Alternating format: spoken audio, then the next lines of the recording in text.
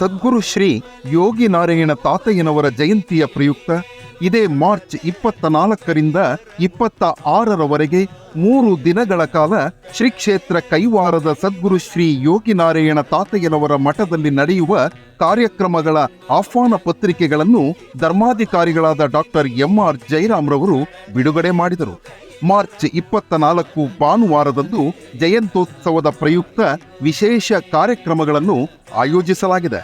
Phalguna ಹುಣ್ಣಿಮೆಯಾದ March 25 ಸೋಮವಾರದಂದು ಶ್ರೀ ಅಮರನಾರಾಯಣ ಸ್ವಾಮಿಯ ಬ್ರಹ್ಮ ರಥೋತ್ಸವವಿರುತ್ತದೆ. March 26 ಮಂಗಳವಾರ ಸದ್ಗುರು ಶ್ರೀ ಯೋಗಿ ನಾರಾಯಣ ತಾತಯ್ಯನವರ ರಥೋತ್ಸವವನ್ನು ಶ್ರದ್ಧಾ ಭಕ್ತಿಗಳಿಂದ ನೆರವೇರಿಸಲಾಗುತ್ತದೆ.